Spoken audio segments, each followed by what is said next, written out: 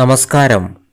BA sociology second സെമസ്റ്ററിൻ്റെ 2018 admission പ്രകാരമുള്ള introduction two sociology എന്ന പേപ്പറാണ് നമ്മളിന്ന് ഡിസ്കസ് ചെയ്യുന്നത്. ഇത് ഒരു എക്സാം ഓറിയൻറ്റഡ് ആയിട്ട് മാത്രമുള്ള ഒരു ഡിസ്കഷനാണ്. ഒരു വൈഡായിട്ടുള്ള ഡിസ്കഷനിലേക്ക് പോകുന്നില്ല. ചാപ്റ്റർ വൈസ് ആയിട്ടല്ല ഡിസ്കസ് ചെയ്യുന്നത്. പ്രധാനപ്പെട്ട വരാൻ സാധ്യതയുള്ള ചോദ്യങ്ങൾ എന്ന രീതിയിലേക്കാണ് പോകുന്നത്.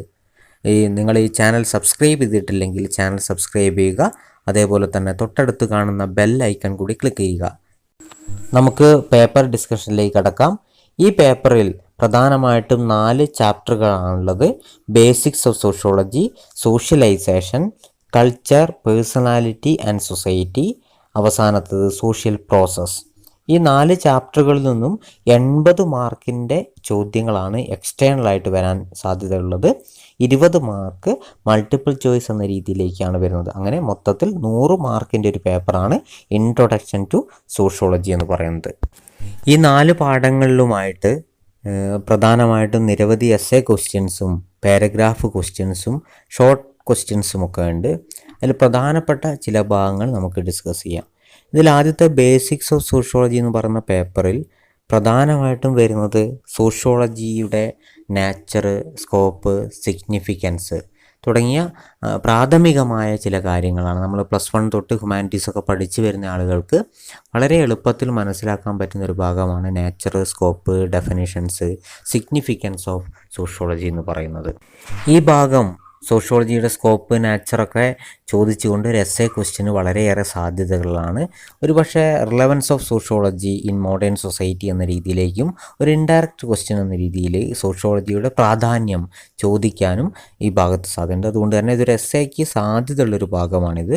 അതുകൊണ്ട് തന്നെ ഇതിൽ പറയുന്നത് സോഷ്യോളജി എന്ന് പറയുന്ന ഒരു പുതിയ ശാസ്ത്രം, sociology is a science of society, ഏത് വാക്കുകളിൽ നിന്നാണ്?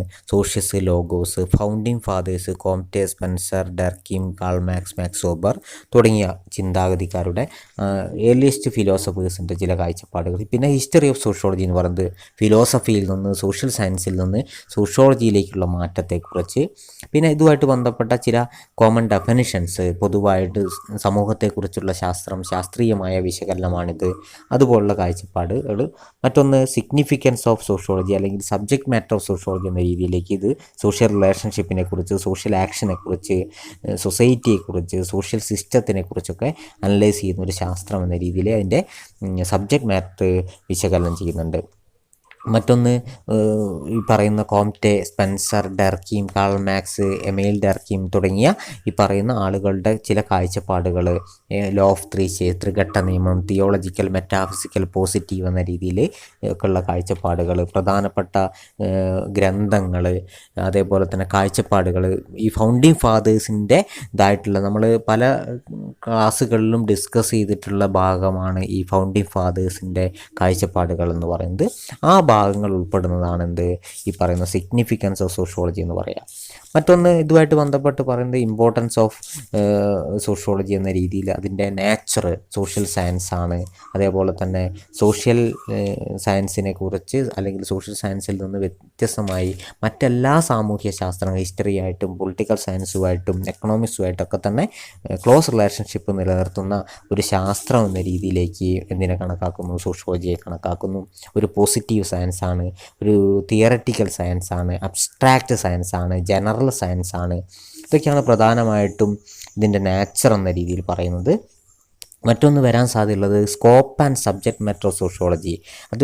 ഒരു പക്ഷേ ഒരു പാരഗ്രാഫ് ക്വസ്റ്റ്യൻ ആയിട്ടും വരാൻ സാധ്യതയുള്ളൊരു ഭാഗമാണ് scope and subject matter of sociology എന്ന് പറയുന്നത്. സ്കോപ്പ് ഓഫ് ദ സോഷ്യോളജി എന്ന് പറയുന്ന ഭാഗത്ത് 2 സ്കൂൾ ഓഫ് തോട്ടാണ് പറയുന്നത്. The formal school of thought and synthetic school of thought. Formal school of thought എന്ന് പറയുന്നത് സോഷ്യോളജിക്ക് ലളിതമായ ശാസ്ത്രമാണ്, ഒരു ലിമിറ്റഡ് സ്കോപ്പാണെന്ന് പറയുന്ന ഒരു കാഴ്ചപ്പാടാണ് ഫോർമൽ സ്കൂൾ ഓഫ് തോട്ട് അല്ലെങ്കിൽ ഫോർമലിസ്റ്റിക് സ്കൂൾ ഓഫ് തോട്ട് എന്ന് പറയുന്നത്. അതിൻ്റെ മെയിൻ അഡ്വക്കേറ്റേഴ്സ് എന്ന് പറയുന്നത് George Simmel, Max Weber, Ferdinand Tonnies, AW Small തുടങ്ങിയ ചിന്തകരാണ് ഫോർമലിസ്റ്റിക് അല്ലെങ്കിൽ ഫോർമൽ സ്കൂൾ ഓഫ് തോട്ടിൻ്റെ വക്താക്കൾ എന്ന് പറയുന്നത്. അവർ പറയുന്നത് ഒരു ലളിതമായ ശാസ്ത്രമാണ് സോഷ്യോളജി, ഒരു സിമ്പിൾ സയൻസാണ്, നാച്ചുറൽ സയൻസ് നിന്ന് പഠന രീതികൾ കടമെടുത്ത ഒരു ലിമിറ്റഡ് സ്കോപ്പുള്ള ഒരു ശാസ്ത്രമാണ് സോഷ്യോളജി. രണ്ടാമത് പറയുന്നത് സിന്തറ്റിക് സ്കൂൾ ഓഫ് തോട്ടാണ്. അതായത് സിന്തറ്റിക് സ്കൂൾ ഓഫ് തോട്ട് എന്ന് പറയുന്നത് ഒരു സിന്തസിസ് ഓഫ് സോഷ്യൽ സയൻസസ് ആണ്. അതായത് സാമൂഹ്യ ശാസ്ത്രങ്ങളുടെ സംയോജനമാണ് സോഷ്യോളജി എന്ന് പറയുന്ന ഒരു കാഴ്ചപ്പാട് അവതരിപ്പിച്ചുകൊണ്ടാണ് സിന്തറ്റിക് സ്കൂൾ ഓഫ് തോട്ട് അവതരിപ്പിക്കുന്നത്. അതിൻ്റെ വക്താക്കൾ എന്ന് പറയുന്നത് എമേൽ ഡർക്കീം, അതേപോലെ തന്നെ പിട്രീം സോറോക്കിൻ, കാൾ മെൻഹെയിം, മോറിസ് ഗിൻസ്ബർഗ് തുടങ്ങിയ ചിന്തകരാണ് ഇതിൻ്റെ വക്താക്കൾ എന്ന് പറയുന്നത്. നേരെ സ്കോപ്പ് ഓഫ് സോഷ്യോളജി രണ്ട് തരത്തിലാണ്, ഫോർമലിസ്റ്റിക്കും സിന്തറ്റിക് സ്കൂൾ ഓഫ് തോട്ട് എന്ന രീതിയിൽ. അടുത്തൊരു ടോപ്പിക്കാണ് significance and importance of the study of sociology. ഒരു എസ്സേ ക്വസ്റ്റ്യൻ സാധ്യതകളാണ്. സോഷ്യോളജി എന്ന് പറയുന്ന അല്ലെങ്കിൽ സോഷ്യോളജിയുടെ പഠനത്തിൻ്റെ പ്രാധാന്യവും വിശേഷണങ്ങളുമാണ് ഇതിൽ പറയുന്നത്. സിഗ്നിഫിക്കൻസ് എന്ന് പറയുന്നത് അതിൽ സോഷ്യോളജി എന്താണെന്നുള്ളൊരു ഇൻട്രഡക്ഷനൊക്കെ എഴുതുക. അതേപോലെ തന്നെ പോയിന്റുകളായിട്ട് പറയുന്നത് കൺട്രോൾ ഓവർ സോഷ്യൽ സിറ്റുവേഷൻ, സാമൂഹ്യ സാഹചര്യങ്ങൾക്ക് മേൽ നിയന്ത്രണം. അതേപോലെ തന്നെ knowledge about the role of social institution, സാമൂഹ്യ സ്ഥാപനങ്ങളെക്കുറിച്ചുള്ള അതിൻ്റെ പങ്കിനെക്കുറിച്ചുള്ള അറിവ്. റോൾ ഇൻ സോഷ്യൽ പ്ലാനിങ്, സാമൂഹ്യ ആസൂത്രണത്തിലുള്ള പങ്ക്. സോൾവിങ് സോഷ്യൽ പ്രോബ്ലംസ്, സാമൂഹ്യ പ്രശ്നങ്ങളെ പരിഹരിക്കുന്നു. അതേപോലെ തന്നെ ജനറേറ്റിംഗ് ക്രിയേറ്റിംഗ് ഔട്ട്ലുക്ക്, ഒരു ക്രിയാത്മകമായ കാഴ്ചപ്പാട് രൂപീകരിക്കുന്നു. Enrichment of development of human culture, മനുഷ്യ സംസ്കാരത്തിൻ്റെ വളർച്ചയ്ക്ക് സഹായിക്കുന്നു.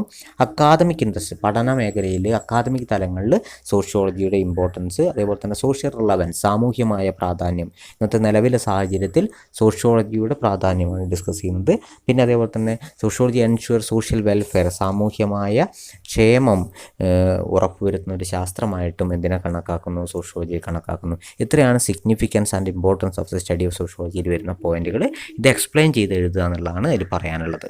അടുത്തൊരു ഭാഗമാണ് പേഴ്സ്പെക്റ്റീവ്സ് ഓഫ് സോഷ്യോളജി, സാമൂഹ്യ ശാസ്ത്രപരമായ കാഴ്ചപ്പാടുകളെക്കുറിച്ച് പറയുന്നത്. ഇതിൽ പ്രധാനമായിട്ട് പോസിറ്റിവിസവും ഫിനോമിനോളജിയുമാണ് പറയുന്നത്. പോസിറ്റിവിസം എന്ന് പറയുന്നത് കോപ്റ്റിയുടെ കാഴ്ചപ്പാട് എന്ന രീതിയിൽ നമുക്ക് അറിയാവുന്നതാണ്. പിന്നെ അതുമായിട്ട് ബന്ധപ്പെട്ട് ഫങ്ഷണലിസ്റ്റ് പേഴ്സ്പെക്റ്റീവ്, കോൺഫ്ലിക്റ്റ് പേഴ്സ്പെക്റ്റീവ്, അതായത് സംഘർഷാത്മകമായ കാഴ്ചപ്പാട്, പ്രവർത്തനാത്മകമായ സമീപനം, ഫിനോമിനോളജി, എത്തിനോമെത്തഡോളജി, ഇത്തരത്തിലുള്ള ചില പേഴ്സ്പെക്റ്റീവ്, അതായത് സാമൂഹ്യ ശാസ്ത്രപരമായ വീക്ഷണങ്ങളാണ് ഈ ഒരു ഭാഗത്ത് ഡിസ്കസ് ചെയ്യുന്നത്. ചിലപ്പോൾ ചെറിയ മാർക്കിന് ചോദിക്കാൻ സാധ്യതയുള്ളൊരു ഭാഗം കൂടിയാണ്. അടുത്തൊരു ഭാഗമാണ് sociology and other social sciences. നമ്മൾ തുടക്കത്തിൽ പറഞ്ഞു, നേച്ചർ പറഞ്ഞ സമയത്ത് പറഞ്ഞിരുന്നു സോഷ്യോളജി മറ്റ് സാമൂഹ്യ ശാസ്ത്രങ്ങളുമായിട്ട് ബന്ധപ്പെട്ടൊരു ശാസ്ത്രമാണ്, ഒരു സിന്തസിസ് ആണെന്ന് പറഞ്ഞു. ആ രീതിയിൽ സോഷ്യോളജി മറ്റ് സാമൂഹ്യ ശാസ്ത്രങ്ങളുമായിട്ടുള്ള ബന്ധങ്ങളാണ് ഡിസ്കസ് ചെയ്യുന്നത്. Sociology and psychology, sociology and history, sociology and economics, sociology and political science, sociology and anthropology. ഇത്രയും ഭാഗങ്ങളാണ് സോഷ്യോളജി ആൻഡ് അതർ സോഷ്യൽ സയൻസിൽ വരിക. ഈ ശാസ്ത്രങ്ങളൊക്കെ ആയിട്ടും പരസ്പരം ബന്ധപ്പെട്ടുകൊണ്ട് ഇവയുടെ പഠന മേഖലകളൊക്കെ തന്നെ പരസ്പരം ബന്ധപ്പെട്ടുകൊണ്ടുള്ളൊരു ശാസ്ത്രമാണ് സോഷ്യോളജി എന്ന് പറയുന്നത്. നമുക്കറിയാം മനുഷ്യനെക്കുറിച്ചാണ് പഠിക്കുന്നത്. മനുഷ്യൻ ഈ പറയുന്ന രീതിയിൽ സൈക്കോളജി, മനഃശാസ്ത്രപരമായ ഘടകങ്ങൾ, പോസിറ്റീവ് സയൻസ് എന്ന രീതിയിൽ അപ്രോച്ച് ചെയ്യുന്ന ഒരു ശാസ്ത്രമാണ്. അതേപോലെ തന്നെ മറ്റ് സാമൂഹ്യ ശാസ്ത്രങ്ങളായ ഹിസ്റ്ററിയായിട്ടും എക്കണോമിക്സുമായിട്ടും പൊളിറ്റിക്കൽ സയൻസുമായിട്ടും ആന്ത്രോപോളജി, നരവംശാസ്ത്രവുമൊക്കെ ആയിട്ട് വളരെ അടുത്തൊരു ബന്ധം സോഷ്യോളജി നിലനിർത്തുന്നുണ്ട്. കാരണം സോഷ്യോളജിയിൽ ഈ പറയുന്ന എല്ലാ ഘടകങ്ങളും ഉൾപ്പെട്ടുകൊണ്ടുള്ളൊരു പഠനമാണ് ഇതിൽ നടക്കുന്നത്, സോഷ്യോളജിയിൽ നടക്കുന്നത്. അതുകൊണ്ട് തന്നെ ഒരു close relation between other social sciences, ഒരു പാരഗ്രാഫ് ചോദ്യത്തിന് വരാൻ സാധ്യതയുള്ളൊരു ഭാഗമാണ് ഈ ടോപ്പിക്ക്. അടുത്തൊരു ഭാഗമാണ് സൊസൈറ്റി എന്ന് പറയുന്നത്, സമൂഹം എന്ന് പറയുന്നത്. ഒരു പ്രധാനപ്പെട്ട ഒരു ഭാഗമാണ് സൊസൈറ്റി എന്ന് പറയുന്നത്. ചെറിയ മാർക്കിനാണ് ചിലപ്പം സാധിക്കുക ഉള്ളത്, 2 മാർക്കിനൊക്കെ വരാൻ സാധ്യതയുണ്ട്. CH Cooley, Morris Ginsberg, MacIver and Page തുടങ്ങിയ ചിന്തകരൊക്കെ ഇതിൽ പഠനം നടത്തിയിട്ടുണ്ട്. ചലനാത്മകവും അതേപോലെ തന്നെ സങ്കീർണമായ വ്യവസ്ഥയ്ക്കാണ് സമൂഹം എന്ന് പറയുക. മനുഷ്യരുടെ സാമൂഹിക ബന്ധത്തിലൂടെ പരസ്പര പ്രവർത്തനത്തിലൂടെ രൂപപ്പെടുന്നതാണെന്ത് സൊസൈറ്റി എന്ന് പറയുന്നത്. വെബ് ഓഫ് റിലേഷൻഷിപ്പാണ് ഏത് സൊസൈറ്റി എന്ന് പറയുന്നത്. ഇത് ബിഹേവിയർ പാറ്റേണുമായിട്ട്, കസ്റ്റമായിട്ട്, മോഡ്സ് ഓഫ് ആക്ഷനായിട്ടൊക്കെ ബന്ധപ്പെട്ടൊരാശയമാണ്. സോഷ്യൽ കൺട്രോൾ നടപ്പിലാക്കുന്നത് ഇതിൻ്റെ ഒരു ഭാഗമായിട്ടാണ്. ഇതിൽ ടൈപ്സ് ഓഫ് സൊസൈറ്റിയാണ് ഒരു പാരഗ്രാഫ് ക്വസ്റ്റിന് സാധ്യതയുള്ളത്. നമുക്കറിയാൻ പറ്റുന്ന ജനറൽ ആയിട്ടുള്ളൊരു ഭാഗം ടൈപ്സ് ഓഫ് സൊസൈറ്റി എന്ന് പറയുന്നത് ഹണ്ടിങ് ആൻഡ് ഗാദറിങ് സൊസൈറ്റി, രണ്ടാമതായിട്ട് പാസ്റ്ററൽ സൊസൈറ്റി, മൂന്നാമത് horticultural society, agricultural society, industrial society. ഈ രീതിയിലാണ് പ്രധാനമായിട്ടും തരംതിരിക്കുന്നത് 5 രൂപത്തിൽ. ഹണ്ടിങ് ആൻഡ് ഗാദറിംഗ് എന്ന് പറയുന്നത് വേട്ടയാടിയും ഭക്ഷണം ശേഖരിച്ചുമുള്ള സമൂഹം. പാസ്റ്റൽ സൊസൈറ്റി എന്ന് പറയുന്നത് ആട്ടിടയ സമൂഹം എന്ന് പറയുന്നത്. ഷിഫ്റ്റിംഗ് കൾട്ടിവേറ്റേഴ്സിൻ്റെ രീതിയിലുള്ള ഹോർട്ടിക്കൾച്ചറൽ സൊസൈറ്റി. അഗ്രികൾച്ചറൽ സൊസൈറ്റി എന്ന് പറഞ്ഞാൽ കാർഷിക പൂർണ്ണമായിട്ട് സെറ്റിൽഡ് ലൈഫ് ആരംഭിക്കുന്നതാണ്. ഇൻഡസ്ട്രിയൽ സൊസൈറ്റി എന്ന് പറയുന്നത് വ്യാവസായിക സമൂഹം എന്ന രീതിയിൽ. ഇത്രയാണ് ടൈപ്സ് ഓഫ് സൊസൈറ്റി എന്ന് പറയുന്ന ഭാഗത്ത് നമുക്ക് ഡിസ്കസ് ചെയ്യാനുള്ളത്. അടുത്തൊരു ഭാഗമാണ് ഒറിജിൻ ഓഫ് സൊസൈറ്റിയുടെ തിയറീസ് എന്ന് പറയുന്നത്. Theories of the origin of society എന്ന് പറയുന്നത് അതിൽ divine origin theory, force theory, group mind theory, theory of social contract, modern theory, ഇത്രയാണ് ഇതിൽ വരുന്നത്. അതായത് സൊസൈറ്റിയുടെ രൂപീകരണമായിട്ട് ബന്ധപ്പെട്ട ആശയങ്ങളെ ഉൾപ്പെടുത്തിക്കൊണ്ടുള്ള സിദ്ധാന്തങ്ങളാണ് അതിൽ പറയുന്നത്. പിന്നെ ക്യാരക്ടറിസ്റ്റിക്സിൽ പറയുന്നത് പ്രധാനപ്പെട്ട ഒരു ഡെഫിനിറ്റ് ടെറിട്ടറി ഉണ്ടായിരിക്കണം, അതേപോലെ തന്നെ കൾച്ചർ ഉണ്ടായിരിക്കണം, ഇൻഡിപെൻഡൻസ് ഉണ്ടായിരിക്കണം എന്ന് പറയുന്ന കുറച്ച് കാര്യങ്ങൾ. പിന്നെ എലമെൻസിൽ കുറച്ച് കാര്യങ്ങൾ അബ്സ്ട്രാക്റ്റ് സോഷ്യൽ റിലേഷൻഷിപ്പാണ്, പെർമനൻസി ഉണ്ടാവും, ഇൻ്റർ ഡിപ്പെൻഡൻസ് ഉണ്ടാവും, കോപ്പറേഷൻ ഉണ്ടാവും, സോഷ്യബിലിറ്റി ഉണ്ടായിരിക്കും തുടങ്ങിയ എലമെൻസും എന്തിനു സൂചിപ്പിക്കുന്നുണ്ട്, സൊസൈറ്റി എന്ന് പറയുന്ന ഒരു ഭാഗത്ത് വരുന്നുണ്ട്. മറ്റൊരു ഭാഗത്ത് കമ്മ്യൂണിറ്റി, അടുത്തൊരു ഭാഗമാണ് പറയുന്നത് കമ്മ്യൂണിറ്റി, സമുദായം എന്നൊരു സാമുദായികത എന്ന് പറയുന്ന രീതിയിലേക്ക് പറയാൻ പറ്റുന്നൊരു ഭാഗമാണ്. Man is A social animal, ഒരു സാമൂഹ്യ ജീവിയായി മാറുന്ന സമയത്ത് മനുഷ്യനുണ്ടായിരിക്കേണ്ട ഏറ്റവും പ്രധാനപ്പെട്ട ഒരു സവിശേഷത എന്ന് പറയുന്നതാണ് കമ്മ്യൂണിറ്റി എന്ന് പറയുന്നത്, സമുദായം എന്ന് പറയുന്നത്. ടാൽക്കോട്ട് പാർസൺ, ബൊഗാഡസ്, WF ഒക്ബേൺ, നിംകോഫ് തുടങ്ങിയ ചിന്തകരൊക്കെ തന്നെ ഇതിൽ പഠനം നടത്തിയിട്ടുണ്ട്. അതായത് ഒരു പ്രത്യേക പ്രദേശത്ത് സാമൂഹ്യമായ ജീവിതം നയിക്കുന്ന, പരസ്പര സഹകരണത്തോടെ ജീവിക്കുന്ന ഒരു കമ്മ്യൂണിറ്റി സെൻറ്റിമെൻറ്റിൻ്റെ ബേസിൽ നിലനിൽക്കുന്ന ആളുകളാണെന്ത്, മനുഷ്യരെന്ന് പറയുന്നത്. അതാണ് കമ്മ്യൂണിറ്റി എന്ന് പറയുന്ന ഒരു ആശയത്തിൽ പ്രധാനമായിട്ടും വിശദീകരിക്കുന്നത്. മറ്റൊന്ന് അസോസിയേഷൻ എന്ന് പറയുന്നതാണ്, കൂട്ടായ്മ എന്ന് പറയുന്ന അർത്ഥത്തിൽ. മാക്കൈവർ ആൻഡ് പേജ് ആണ് ഇതിൽ പ്രധാനമായിട്ടും വിശകലനം നടത്തി. കമ്മ്യൂണിറ്റിയും അസോസിയേഷനും തമ്മിലുള്ള ഒരു ഡിഫറൻസ് പറയാറുണ്ട്. മറ്റൊന്ന് അടുത്തൊരു ഭാഗം എന്ന് പറയുന്നത് സോഷ്യൽ ഇൻസ്റ്റിറ്റ്യൂഷൻസ് ആണ്. ഒരു എസ്സേക്കൊക്കെ വരാൻ സാധ്യതയുള്ളൊരു ഭാഗമാണ് സോഷ്യൽ ഇൻസ്റ്റിറ്റ്യൂഷൻസ് എന്ന് പറയുന്നത്. അതിൽ പ്രധാനമായിട്ടും family, marriage, economic institution, political institution, religious institution, ഇത്രയുമാണ് 5 പ്രധാനപ്പെട്ട ഇൻസ്റ്റിറ്റ്യൂഷൻസ് ആണ് ഇതിൽ വരുന്നത്, സോഷ്യൽ ഇൻസ്റ്റിറ്റ്യൂഷൻസ് എന്ന് പറയുന്നൊരു ഭാഗത്തിൽ വരുന്നത്.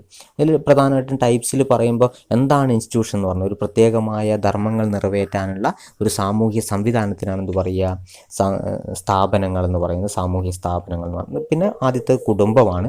ഫാമിലി എന്താണെന്ന് നമുക്കറിയാം. അതിൻ്റെ ഫീച്ചേഴ്സ്, പ്രധാനപ്പെട്ട സവിശേഷതകൾ, യൂണിവേഴ്സലാണ്, ഇമോഷണൽ ബേസിസ് ഉണ്ട്, അതേപോലെ തന്നെ സ്മോൾ ഇൻ സൈസാണ്, അതേപോലെ തന്നെ ഏജൻസി ഓഫ് സോഷ്യലൈസേഷൻ ആണെന്നുള്ള കുറേ കാര്യങ്ങൾ. പിന്നെ ടൈപ്സ് പറയുന്ന സമയത്ത് അതോറിറ്റിയുടെ അടിസ്ഥാനത്തിൽ, അധികാരത്തിൻ്റെ അടിസ്ഥാനത്തിൽ, അതേപോലെ തന്നെ സ്ട്രക്ചറിൻ്റെ അടിസ്ഥാനത്തിൽ, വിവാഹ രീതിയുടെ അടിസ്ഥാനത്തിലൊക്കെ പാട്രിയാർക്കൽ, മാട്രിയാർക്കൽ, മാട്രി ലോക്കൽ, എക്സോഗാമസ്, എൻഡോഗാമസ്, അതേപോലെ മാട്രിലീനിയൽ, ഈ രീതിയിലാണ് ടൈപ്സ് ഓഫ് ഫാമിലി എന്ന് പറയുന്ന ഒരു ഭാഗം ഡിസ്കസ് ചെയ്യുന്നത്. പിന്നെ വരുന്നത് ജോയിൻറ്റ് ഫാമിലി, ന്യൂക്ലിയർ ഫാമിലി, അതിൻ്റെ ചേഞ്ചിങ് സിസ്റ്റം, ഫങ്ഷൻസ്, അത്രയും ഭാഗങ്ങളാണ് ഫാമിലിയായിട്ട് ബന്ധപ്പെട്ട് വരുന്നത്. പിന്നെ മാരേജ്, എന്താണ് വിവാഹം എന്ന രീതിയിൽ റാഡ്ക്ലിഫ് ബ്രൗൺ ഒക്കെ തന്നെ വിശകലനം ചെയ്ത വെസ്റ്റർ മാർക്സ് ഒക്കെ പഠനം നടത്തിയൊരു ഭാഗമാണ് മാരേജ് എന്ന് പറയുന്നത്. ഒരു സാർവത്രികമായി കാണുമ്പോൾ ഒരു യൂണിവേഴ്സൽ സോഷ്യൽ ഇൻസ്റ്റിറ്റ്യൂഷനാണ് എന്ത്, മാരേജ് എന്ന് പറയുന്നത്. ഇതിൻ്റെ ടൈപ്സ് ആണ് അല്ലെങ്കിൽ ഫോംസ് ഓഫ് മാരേജ് എന്ന് പറഞ്ഞാൽ എൻഡോഗമി, സ്വഗണ വിവാഹം, അന്യഗണ വിവാഹം, intercaste marriage, hypergamy, hypogamy, monogamy, polygamy, polyandry എന്നൊക്കെ പറയുന്ന ടൈപ്പുകൾ, ബഹുഭർത്തൃത്വം, ഏകവിവാഹം, അന്യജാതീയ വിവാഹം, പ്രതിലോമ വിവാഹം, അനുലോമ വിവാഹം എന്നുള്ള രീതിയിലേക്കൊക്കെ ടൈപ്സ് പറയുന്നുണ്ട്. പിന്നെ എക്കണോമിക് ഇൻസ്റ്റിറ്റ്യൂഷൻസ് ആണ്. പ്രധാനപ്പെട്ട എക്കണോമിക് ഇൻസ്റ്റിറ്റ്യൂഷൻ എന്ന് പറഞ്ഞാൽ property, contract, wages, system of exchange, division of labour ഒക്കെ തന്നെ എക്കണോമിക് ഇൻസ്റ്റിറ്റ്യൂഷൻ്റെ ഭാഗമായിട്ട് പറയുന്നതാണ്. പിന്നെ അതിൽ ടൈപ്സ് പറയുന്നത് മോഡേൺ എക്കണോമിയിൽ ക്യാപിറ്റലിസ്റ്റ്, സോഷ്യലിസ്റ്റ്, മിക്സഡ് എക്കണോമി, ഇതൊക്കെ നമുക്ക് ജനറലായിട്ട് പറയാൻ പറ്റുന്നൊരു ഭാഗമാണ്. പൊളിറ്റിക്കൽ ഇൻസ്റ്റിറ്റ്യൂഷനാണ് അടുത്തതായിട്ട് പറയുന്നത്. സ്റ്റേറ്റ്, ലെജിസ്ലേറ്റീവ്, എക്സിക്യൂട്ടീവ്, ജുഡീഷ്യറി എന്നൊക്കെ പറയുന്ന സ്റ്റേറ്റുമായിട്ട് ബന്ധപ്പെട്ട, പൊളിറ്റിക്കൽ സിസ്റ്റമായിട്ട് ബന്ധപ്പെട്ട്, കോൺസ്റ്റിറ്റ്യൂഷനായിട്ട് ബന്ധപ്പെട്ട്, പൊളിറ്റിക്കൽ പാർട്ടികളുമായിട്ട് ബന്ധപ്പെട്ട്, ലോക്കൽ സെൽഫ് ഗവൺമെൻറ്റുകളുമായിട്ട് ബന്ധപ്പെട്ട പൊളിറ്റിക്കൽ ഇൻസ്റ്റിറ്റ്യൂഷൻസ് ആണ് മറ്റൊന്ന്. അവസാനമായിട്ട് പറയുന്നത് റിലീജിയസ് ഇൻസ്റ്റിറ്റ്യൂഷനാണ്, മതപരമായ സ്ഥാപനങ്ങൾ എന്ന് പറയുന്നത്. ഒരു സൂപ്പർ നാച്ചുറൽ പവറിൻ്റെ, അതായത് അതിഭൗതിക ശക്തിയിലുള്ള വിശ്വാസത്തിൻ്റെ അടിസ്ഥാനത്തിൽ ചില ആചാരങ്ങളുടെയും വിശ്വാസങ്ങളുടെയൊക്കെ അടിസ്ഥാനത്തിൽ നിലനിൽക്കുന്ന സാമൂഹ്യ സ്ഥാപനമാണെന്ത് റിലീജിയസ് ഇൻസ്റ്റിറ്റ്യൂഷൻ. ഇത്രയാണ് സോഷ്യൽ ഇൻസ്റ്റിറ്റ്യൂഷൻ എന്ന് പറയുന്ന ഒരു ഭാഗത്ത് നമുക്ക് ഡിസ്കസ് ചെയ്യാനുള്ളത്. ഇതൊരു പക്ഷേ സെപ്പറേറ്റ് ആയിട്ട് പാരഗ്രാഫോ ചെറിയ മാർക്കിനൊക്കെ വരാം, ഫാമിലി എന്താണെന്നൊക്കെ ചെറിയ മാർക്കിന് വരാം, അല്ലെങ്കിൽ മൊത്തത്തിലൊരു എസ്സേ ക്വസ്റ്റ്യൻ എന്ന രീതിയിലേക്കും പ്രതീക്ഷിക്കാവുന്ന ഒരു ഭാഗമാണ്. അടുത്ത് വരുന്ന ഭാഗങ്ങൾ സോഷ്യൽ സ്ട്രക്ചർ എന്നൊരു ഭാഗമാണ്. സാമൂഹ്യ ഘടന. എന്തിനാണ് സ്ട്രക്ചർ എന്ന് പറയുക? ഘടകങ്ങളുടെ ക്രമീകരണമാണ് സ്ട്രക്ചർ എന്ന് പറയുന്നത്. സമൂഹത്തിലെ വിവിധ തരത്തിലുള്ള ഘടകങ്ങൾ ചേർന്നുകൊണ്ട് സമൂഹത്തിലൊരു ഘടന രൂപപ്പെടുന്നതിനാണ് എന്ത് പറയുക? സാമൂഹ്യ ഘടന എന്ന് പറയുന്നത്. സമൂഹത്തിൻ്റെ നിലനിൽപ്പിന് സാമൂഹിക ഘടന ഒരു പ്രധാനപ്പെട്ട ഒരു ആവശ്യമുള്ള ഒരു ഘടകമാണ്. അതേപോലെ തന്നെ ഹെർബർട്ട് സ്പെൻസർ, ബ്രൗണ്, മാർക്സിയൻ ഫിലോസഫേഴ്സൊക്കെ തന്നെ ഈ സോഷ്യൽ സ്ട്രക്ചർ എന്ന് പറയുന്ന ഒരു ഭാഗത്ത് പഠനങ്ങൾ നടത്തിയിട്ടുണ്ട്. അടുത്തൊരു ഭാഗം വരുന്നത് സോഷ്യൽ സിസ്റ്റമാണ്, സാമൂഹ്യ വ്യവസ്ഥ എന്ന് പറയുന്നത്. സമൂഹത്തിൻ്റെ നിലനിൽപ്പുമായിട്ട് ബന്ധപ്പെട്ട ഒരു സാമൂഹ്യ രീതികൾ, സാമൂഹ്യ പെരുമാറ്റമൊക്കെ ക്രമീകരിക്കുന്നതിലുള്ള പ്രധാനപ്പെട്ട ഒരു വ്യവസ്ഥ, ഒരു രീതിക്കാണ് എന്ത് പറയുക? വ്യവസ്ഥ എന്ന് പറയുന്നത്. ഒരു pattern of relationship between elements, ഘടകങ്ങൾ തമ്മിലുള്ള ഒരു പരസ്പര ബന്ധം നിലനിർത്തുന്നതിനാണ് എന്ത് പറയുക? സോഷ്യൽ സിസ്റ്റം എന്ന് പറയുക. മറ്റൊരു ഭാഗം വരുന്നത് സോഷ്യൽ ഗ്രൂപ്പ്സ് ആണ്, സാമൂഹ്യമായ കൂട്ടങ്ങൾ എന്ന് പറയുന്നത്. മാക്കൈവർ, ഒപ്പേൺ, നിംകോഫ്, CH പേജ് തുടങ്ങിയ ചിന്തകന്മാരൊക്കെ തന്നെ സോഷ്യൽ ഗ്രൂപ്പ് എന്ന് പറയുന്ന ഒരു ആശയത്തിൽ പഠനങ്ങൾ നടത്തിയിട്ടുണ്ട്. മറ്റൊരു ഭാഗമാണ് ക്രൗഡ് എന്ന് പറയുന്നത്. ക്രൗഡ് എന്ന് പറയുന്ന സമയത്ത് crowd is a collection of individual assembled temporarily, താൽക്കാലികമായിട്ട് കൂടിച്ചേരുന്ന ഒരു ജനങ്ങളുടെ കൂട്ടത്തിനാണ് എന്ത് പറയുക? ആളുകളുടെ കൂട്ടത്തിനാണ് എന്ത് പറയുക? ക്രൗഡ് എന്ന് പറയുക. കിംബൽ യങ് ആണ് ഇതിൽ പഠനം നടത്തിയ മറ്റൊരു പ്രധാനപ്പെട്ട ചിന്തകൻ എന്ന് പറയുന്നത്. ഇതൊക്കെ ചെറിയ മാർക്കിന് വരാൻ സാധ്യതയുള്ള ഭാഗങ്ങളാണ് പറയുന്നത്. മറ്റൊന്ന് മോബാണ്, MOB, മോബ് എന്ന് പറയുന്നത് ഇമോഷണലി റോസ്ഡ് ക്രൗഡാണ്. അത് വൈകാരികമായി കൂടിച്ചേർന്ന് ഒരു കലാപത്തിന് തയ്യാറെടുക്കുന്ന ഒരു കൂട്ടത്തിനാണ് എന്ത് പറയുക? മോബ് എന്ന് പറയുക.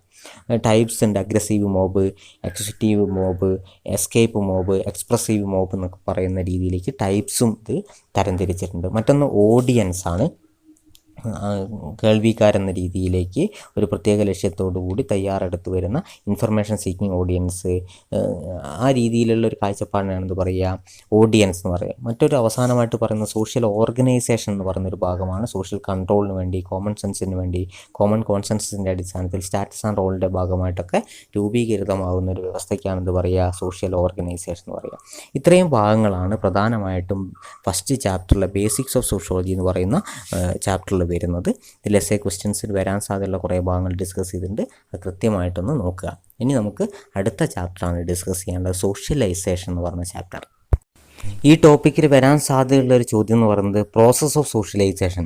ഒരു പക്ഷേ പാരഗ്രാഫ് ചോദ്യത്തിനോ അല്ലെങ്കിൽ 2 മാർക്കിനോ വരാൻ സാധ്യതയുണ്ട്. എന്താണ് സോഷ്യലൈസേഷൻ എന്ന് പറയുന്നത്? അതായത് നമുക്കറിയാം, ഒരു വ്യക്തിയെ സാമൂഹ്യ ജീവിയാക്കി മാറ്റുന്ന പ്രക്രിയയ്ക്കാണ് എന്ത് പറയുക? സോഷ്യലൈസേഷൻ എന്ന് പറയുക. ഏറ്റവും ലളിതമായിട്ട് അങ്ങനെയാണ് പറയുക. മാക്കൈവറും അതേപോലെ തന്നെ ഒക്ബേണും ഒക്കെ ഈ മേഖലയിൽ പഠനം നടത്തിയിട്ടുണ്ട്. പ്രോസസ് ഓഫ് സോഷ്യലൈസേഷൻ എന്ന് പറയുന്നത് പ്രധാനമായിട്ടും വിവിധ ഘടകങ്ങളെ, ഭാഷ, വ്യക്തിത്വം, നിർദ്ദേശം, അനുകരണം തുടങ്ങിയ ഘടകങ്ങളെ ആശ്രയിച്ചു കൊണ്ടാണ് സാമൂഹ്യവൽക്കരണം നിലനിൽക്കുന്നത്. അടിസ്ഥാനപരമായിട്ട് സമൂഹത്തിൽ എങ്ങനെ പെരുമാറണം, എങ്ങനെ ഇടപെടണം എന്നൊരാശയങ്ങളൊക്കെ ഒരു കുട്ടിയെ പഠിപ്പിക്കുന്ന പ്രക്രിയയ്ക്കാണ് എന്ത് പറയുക? സാമൂഹ്യവൽക്കരണം എന്ന് പറയുക. അടുത്തൊരു ഭാഗമാണ് ടൈപ്സ് ഓഫ് സോഷ്യലൈസേഷൻ എന്ന് പറഞ്ഞത്. ഇയാൻ റോബർട്ട്സ് എന്ന് പറഞ്ഞ ചിന്തകനാണ് ഇത് വിശദീകരിച്ചത്. Primary socialisation, anticipatory socialisation, developmental socialisation, resocialisation എന്നീ 4 രൂപത്തിലാണ് സാമൂഹ്യവൽക്കരണത്തെ പ്രധാനമായിട്ടും തരംതിരിച്ചിട്ടുള്ളത്. അടുത്തൊരു ടോപ്പിക്കാണ് സ്റ്റേജസ് ഓഫ് സോഷ്യലൈസേഷൻ എന്ന് പറയുന്നത്. ഒരു പാരഗ്രാഫ് ചോദ്യത്തിന് വളരെയേറെ സാധ്യതയുള്ളൊരു ഭാഗമാണ്. സ്റ്റേജസ് ഓഫ് സോഷ്യലൈസേഷൻ, സാമൂഹ്യവൽക്കരണത്തിൻ്റെ ഘട്ടങ്ങളാണ് പറയുന്നത്. Oral stage, anal stage, Oedipal stage, stage of adolescence. പ്രധാനമായിട്ടും 4 സ്റ്റേജുകളാണ് പറയുന്നത്. ഒരു കുട്ടിയുടെ ജനനം മുതൽ 1 വയസ്സ് വരെയുള്ളത് ഓറൽ സ്റ്റേജ്, 1 വയസ്സ് മുതൽ രണ്ടാം ഘട്ടം ആരംഭിക്കുന്ന ആനൽ സ്റ്റേജ് എന്ന് പറയുന്നത്. ആ ഒരു ഘട്ടം എത്തിച്ചേരുന്നത് 4 വയസ്സ് വരെ ആയിരിക്കും ആനൽ സ്റ്റേജിൽ ഉണ്ടാവുക. ടോയ്ലറ്റ് ട്രെയിനിങ് സ്റ്റേജ് എന്നൊക്കെ ആനൽ സ്റ്റേജിന് അറിയപ്പെടുന്നുണ്ട്. 3ാമത്തെ ഘട്ടം ഈഡിപ്പൽ സ്റ്റേജ് എന്ന് പറഞ്ഞാൽ 4 മുതൽ 12 വരെയാണ് ഈ പ്രായം കണക്കാക്കുന്നത്. ഇത് ഈഡിപ്പൽ കോംപ്ലക്സ്, ഇലക്ട്ര കോംപ്ലക്സ് എന്ന് പറയുന്ന 2 കാഴ്ചപ്പാടുകളും ഈ ഒരു സ്റ്റേജിലുണ്ട്.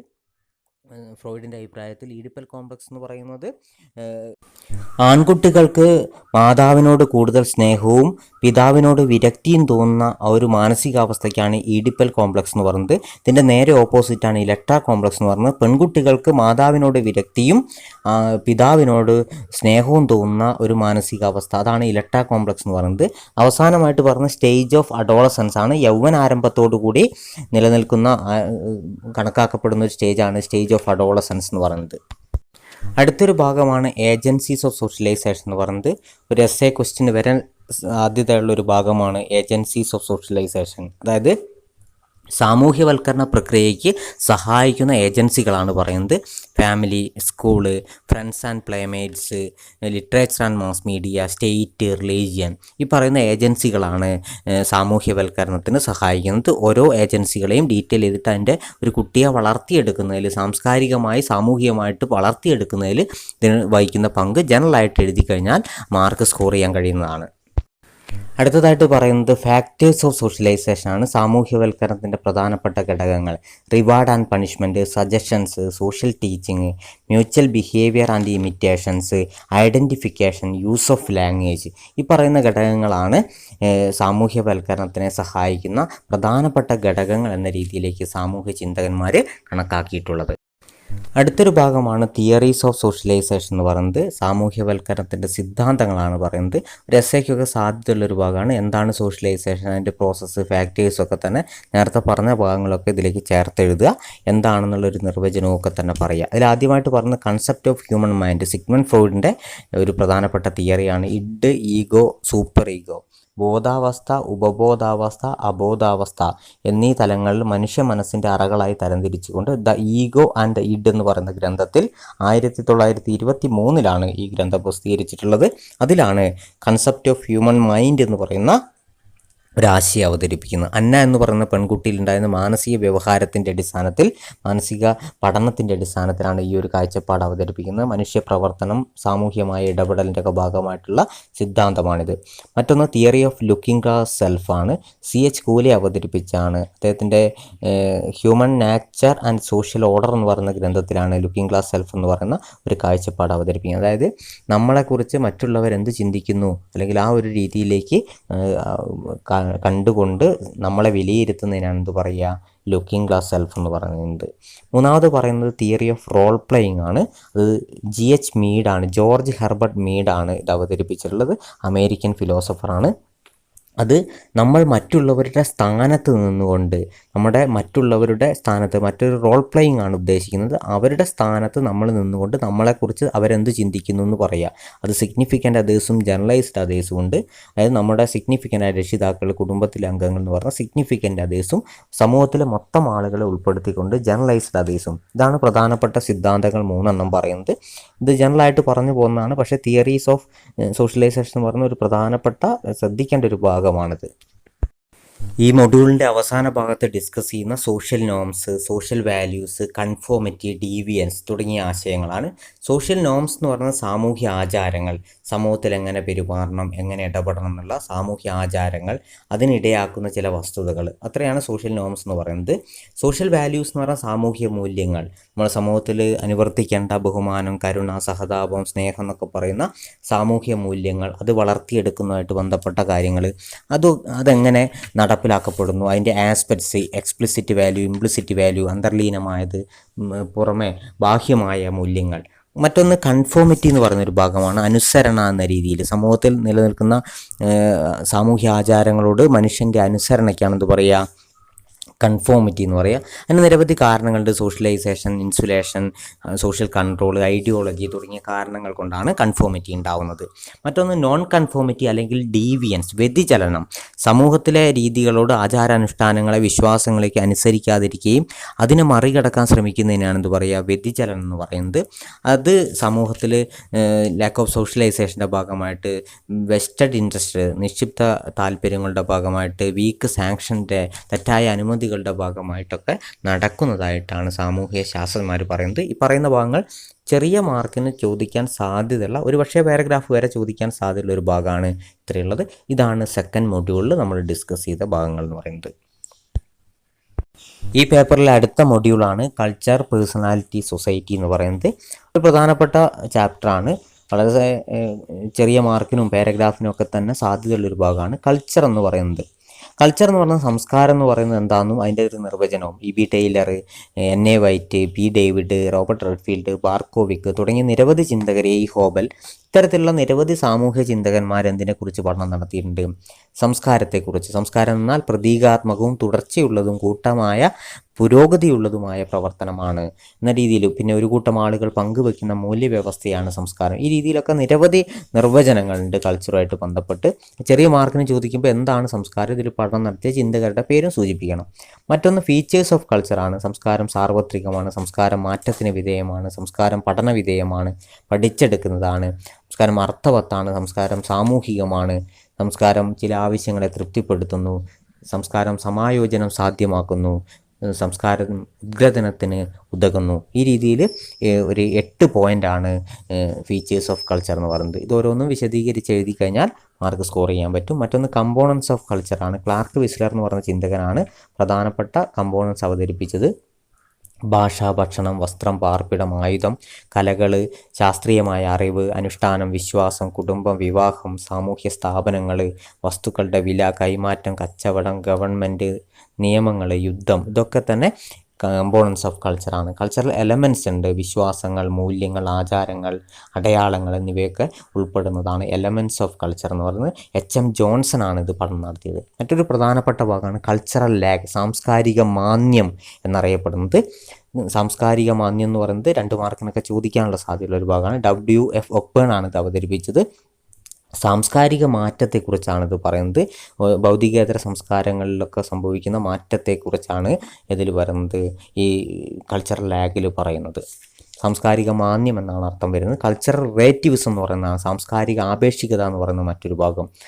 ഒരു സംസ്കാര സ്വാധീനത്താൽ മറ്റ് സാംസ്കാരിക ഘടകങ്ങളൊക്കെ തന്നെ മാറ്റത്തിന് വിധേയമാവുന്നത്, പരസ്പരം ബന്ധപ്പെട്ട് കിടക്കുന്നതിനാണ് എന്ത് പറയുക? സാംസ്കാരിക ആപേക്ഷികത എന്ന് പറയുക. പിന്നെ ഡിഫ്യൂഷൻ, വ്യാപനം എന്ന രീതിയിൽ, അതായത് സാംസ്കാരിക കൈമാറ്റത്തിലൂടെ സമാന്തര സംസ്കാരവും സാംസ്കാരിക വളർച്ചയും കൈവരിക്കുന്നതിനാണ് എന്ത് പറയുക? വ്യാപനം എന്ന് പറയുക. അക്കമഡേഷൻ എന്ന് പറയുന്നത് സാംസ്കാരികമായ ഘടകങ്ങൾ, ഗുണങ്ങളെ കൂട്ടിച്ചേർക്കുന്ന പ്രക്രിയയ്ക്കാണ് എന്ത് പറയുക? അക്കമഡേഷൻ എന്ന് പറയുക. അസിമിലേഷൻ എന്ന് പറയുന്നത് മറ്റ് സംസ്കാരങ്ങളുമായിട്ട് ബന്ധപ്പെട്ട് യോജിച്ച് നിൽക്കുന്ന സാംസ്കാരിക സവിശേഷതയ്ക്കാണ് എന്ത് പറയുക? അസിമിലേഷൻ, സ്വാംശീകരണം എന്ന് പറയുക. മറ്റൊരു പ്രധാനപ്പെട്ട ഒരു എസ്സേ ക്വസ്റ്റ്യൻ വരാൻ സാധ്യതയുള്ള ഒരു ഭാഗമാണ് relationship between culture, personality and society.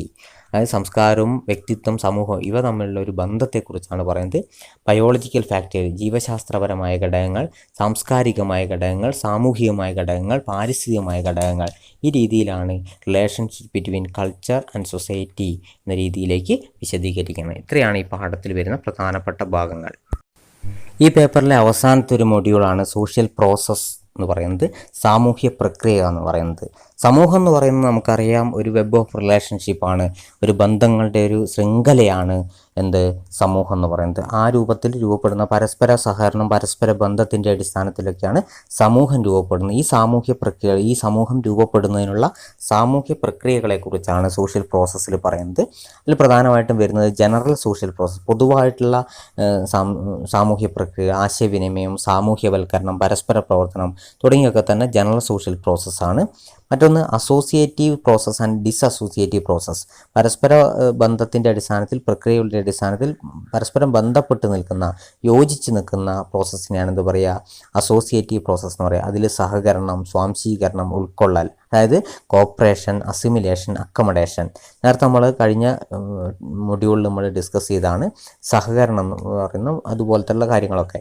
സഹകരണം എന്ന് പറയുന്നത് വ്യക്തിപരമായ ഒരു കൂട്ടായ്മയോ, വ്യക്തിപരമായോ കൂട്ടായ്മയോടെയുള്ള ഒരു ലക്ഷ്യത്തിന് വേണ്ടിയിട്ടുള്ള പ്രവർത്തനത്തിനാണ് എന്ത് പറയുക? സഹകരണം എന്ന് പറയുക. ഇതിൽ പ്രധാനമായിട്ടും direct corporation, indirect corporation, primary corporation, secondary corporation എന്ന രൂപത്തിൽ, ടേർഷ്യറി കോപ്പറേഷൻ എന്ന രൂപത്തിലാണ് വേർതിരിച്ചിട്ടുള്ളത്. പ്രാഥമികമായ സഹകരണം, പരോക്ഷ സഹകരണം, പ്രത്യക്ഷ സഹകരണം, ദ്വിതീയ സഹകരണം, തൃതീയ സഹകരണം. ഈ രൂപത്തിൽ ഡയറക്റ്റ് കോപ്പറേഷൻ എന്ന് പറയുന്നത് വ്യക്തികൾ നേരിട്ടുള്ളതാണ്. ഇൻഡയറക്റ്റ് എന്ന് പറയുന്നത് വ്യക്തികൾ നേരിട്ടില്ലാത്ത വിവിധ മേഖലകളിലുള്ള ആളുകൾ പരസ്പരം കാണാതെ തൊഴിൽ വിഭജനത്തിൻ്റെ ഭാഗമായിട്ട് ഒരുമിച്ച് നിൽക്കുന്നത്. പ്രൈമറി കോപ്പറേഷൻ എന്ന് പറയുന്നത് പ്രാഥമികമായിട്ടുള്ള കുടുംബം, അയൽപക്കം, കൂട്ടുകാർ എന്നൊക്കെ പറയുന്ന ആളുകൾക്കിടയിലുള്ള സഹകരണത്തിനാണ് എന്ത് പറയുക, പ്രൈമറി കോപ്പറേഷൻ എന്ന് പറയുന്നത്. സെക്കൻഡറി കോപ്പറേഷൻ എന്ന് പറഞ്ഞാൽ ദ്വിതീയ സംഘങ്ങൾക്കിടയിലുള്ള സഹകരണത്തിൻ്റെ രൂപമാണ്. ഉയർന്നതുള്ള ഔപചാരിക പെരുമാറ്റ ശൈലിയൊക്കെ നിലനിൽക്കുന്ന സഹകരണ പ്രക്രിയ. ടെർഷ്യറി കോപ്പറേഷൻ എന്ന് പറയുന്നത് രണ്ടിലധികം സംഘങ്ങൾ ഒരുമിച്ച് പ്രവർത്തിക്കുന്നതിനാണ് എന്ത് പറയുക, തൃതീയ സഹകരണം എന്ന് പറയുക. പിന്നെ അക്കമഡേഷൻ, അസിമിലേഷൻ എന്ന് പറയുന്നത് കഴിഞ്ഞ മൊഡ്യൂളിൽ നമ്മൾ ഡിസ്കസ് ചെയ്താണ്. ഡിസസോസിയേറ്റീവ് പ്രോസസ്സ് എന്ന് പറയുന്ന സമയത്ത് കോമ്പറ്റീഷൻ, കോൺഫ്ലിക്റ്റ് തുടങ്ങിയ സാമൂഹിക പ്രക്രിയകളാണ് ഡിസസോസിയേറ്റീവ് പ്രോസസ്സിൽ വരുന്നത്. ഇത്രയാണ് നമ്മളുടെ ഈ പറയുന്ന ഇൻട്രൊഡക്ഷൻ ടു സോഷ്യോളജി എന്ന് പറയുന്ന ചാപ്റ്ററിൽ വരുന്നത്. ഈ 4 മൊഡ്യൂൾസ് വളരെ പ്രധാനപ്പെട്ടതാണ്. എസ്എ ക്വസ്റ്റ്യൻസും പാരഗ്രാഫ് ക്വസ്റ്റ്യൻസാണ് നമ്മൾ ഡിസ്കസ് ചെയ്തതിൽ. നമ്മൾ നേരത്തെ പറഞ്ഞ പോലെ ഒരു ഡീറ്റെയിൽ അനാലിസിസ് അല്ല, ക്വസ്റ്റ്യൻ പേപ്പർ അല്ലെങ്കിൽ പരീക്ഷയെ മുൻനിർത്തിക്കൊണ്ടുള്ള വിശകലനം മാത്രമാണ് നടത്തിയിട്ടുള്ളത്. ഈ ഭാഗങ്ങളൊക്കെ തന്നെ കൃത്യമായിട്ട് മനസ്സിലാക്കി പഠിച്ച് ഒന്ന് എക്സ്പ്ലെയിൻ ചെയ്ത് എഴുതി കഴിഞ്ഞാൽ, ഒന്ന് എലാബറേറ്റ് ചെയ്ത് എഴുതി കഴിഞ്ഞാൽ മാർക്ക് നന്നായിട്ട് സ്കോർ ചെയ്യാൻ പറ്റും. നമ്മൾ നേരത്തെ പറഞ്ഞ ഒരു വൈഡായിട്ടുള്ള അനലൈസിലേക്ക് ഇത് പോയിട്ടില്ല. അതുകൊണ്ട് പരമാവധി നന്നായിട്ട് പഠിക്കുക, പരീക്ഷ എഴുതുക. ഈ വീഡിയോ ഇഷ്ടമായി എങ്കിൽ ഷെയർ ചെയ്യുക, ചാനൽ സബ്സ്ക്രൈബ് ചെയ്യുക. മറ്റൊരു വീഡിയോയുമായി വീണ്ടും കാണാം.